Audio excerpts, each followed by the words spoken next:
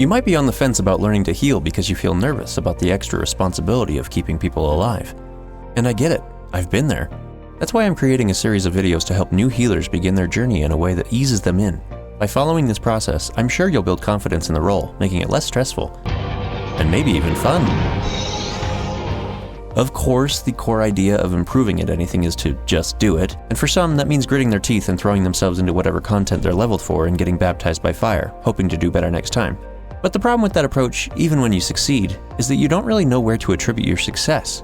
In essence, you won, but you didn't learn how to heal. In this first video, I'm going to run you through a dungeon that I believe helps correctly develop a mindset of how to heal, and it's not one of the starting dungeons.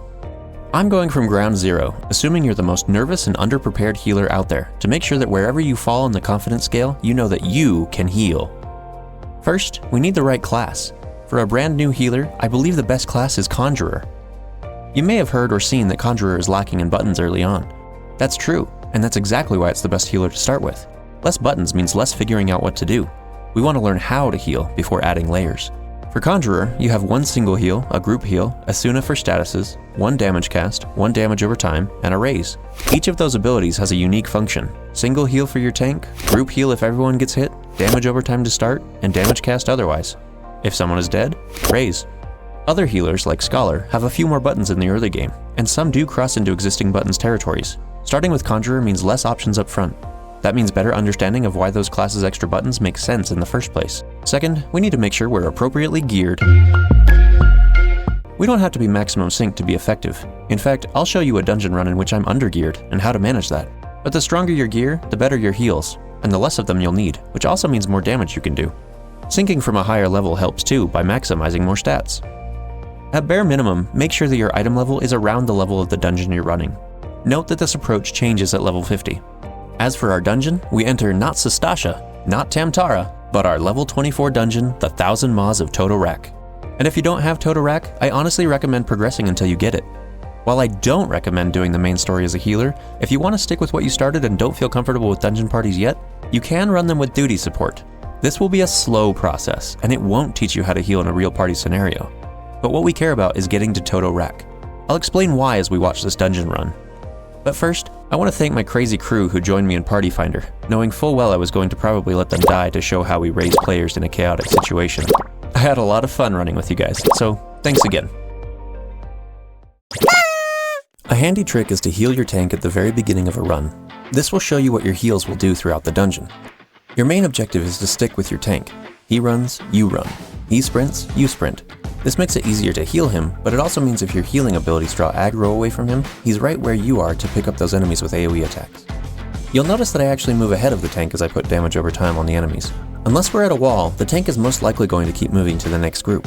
This allows me to keep up much more easily. If I'm too far back and he takes off, he could get out of range of heals, which could lead to a wipe.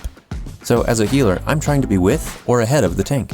One of the big reasons I suggest Totorak over the prior dungeons is because of the barriers that appear after 2 or 3 enemy groups. In those dungeons, you have long stretches that go through upwards of 6 groups.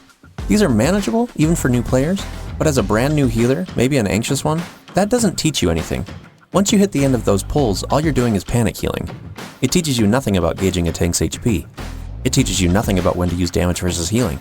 Totorak forces the party into a groove where the healer can actually learn these important concepts. While we're picking up enemies, the first thing I'm doing is putting damage over time on as many enemies as I can. Especially while I don't have an AoE attack, this allows me to deal quite a bit of damage. But because the DOT is instant, I can keep up with the tank easily.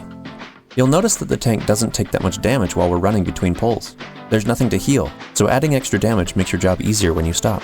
When you do stop, the safe thing to do is throw a heal on your tank. Then, unless their HP is still low, throw out one damage cast. You'll continue to use your damage cast and keep an eye on the tank's HP. If the HP is falling quickly, or if you have a large group of enemies, it's safe to assume, switch back to healing. A tank's HP does not need to be topped off, so if they're sitting at 90%, use your damage cast. That 2.5 seconds will tell you whether the HP is falling quickly enough to need more healing. And as more enemies die, that reduces the incoming damage further, slowing the drop. When the remaining enemies are low, you'll focus much more on offense than healing. At the end of combat, if you've appropriately positioned yourself by or ahead of the tank, you can also throw a quick heal on him as he starts running. You'll see that I again throw damage over time on as many enemies as I can. In fact, while we run, I throw DOT on the enemies again. You might think, well, that's a waste because the enemy already has a DOT, but it's not. Because damage over time takes effect on the server tick, overriding it means you won't be interrupting the damage it deals. It then lasts longer into the battle, dealing more damage as a whole. But White Mage's DOT has an additional damage portion on top of it. So in every pull, we stick to our tank, we apply our damage over time, and when we stop, we heal and gauge. If we're good, we damage. If we need healing, we heal. So if our ultimate job is to heal, and we don't deal that much damage, wouldn't it be more advantageous to not deal damage? Wouldn't we be more likely to keep everyone alive? Actually, no. See, enemies hit at a certain rate too. This means that their damage is coming in at about the same rate as your global cooldown.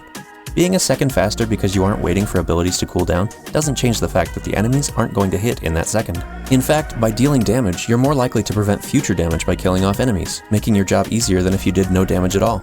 And while healer damage is by far the lowest, it can add up over time. You might contribute 10% of the dungeon's overall damage. Not only does dealing damage improve your flow, it improves your reactions, and saves that much time. 10% of a 15-minute dungeon is a minute and a half, and over the course of 100 dungeons, you save 2.5 hours. But of course, not everything will go right in a dungeon. Here I had planned to let the tank die to showcase how to raise a player and then recover. As luck would have it, the tank disconnected right after dying, meaning we wiped. While hilarious, we didn't accomplish our goal, but that actually gave me an opportunity to explain one important principle. Most people are playing this game to have fun. When someone disconnects, or their cat is choking, or they suddenly say oh no and don't move, players understand. When a wipe happens, players understand that too. There are so few players who will give you grief for mistakes that they should be taken as the exception and not the rule. Their negativity is on them, not you. You can learn from your mistakes, sure, but at the end of the day, the game is a game. Once our tank came back to us, we ran the last pull again. I honestly think if I had simply spammed cure, we would have been fine. But for the purpose of this video, I let that lamb go to the slaughter. This is generally where new healers have that panic set in.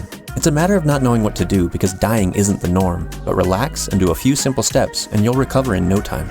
First, activate Swiftcast. This ability is an off-global, so it can be used between abilities. It makes the next spell cast instantly, which is a big deal for a raise that takes 8 seconds. Then make sure your tank, in this case, is selected, and spam that raise button like it says subscribe on an Eorzeon video. By now, the enemies will have moved on to the next target. If that's a DPS, heal that DPS. If it's you, heal yourself. Once the tank is back in action, focus your healing back to him, because the tank can gather all that aggro with one area attack. Keep healing the tank, and if another player has died, let them be for a moment. When all is under control, you can raise them too. When things go wrong, it's generally not knowing what to do that makes something unrecoverable. But now you know to first, relax. Second, Swiftcast if it's available. Third, raise. And fourth, heal who you can. But what if you don't have Swiftcast available? Well, then we just need to change the order a little. You're likely going to die if the enemies come after you in the 8 seconds it takes to raise someone. So instead, focus on healing. If Swiftcast cools down, use it to raise the tank. If not, then just try to keep the DPS alive as long as possible. Why? Because you'll either make it through, or you'll wipe. But the longer the DPS are alive, the more likely some enemies are to die. That means you won't have to fight them on your way back through, making it easier and saving you time. Ultimately, the run doesn't hinge on just you.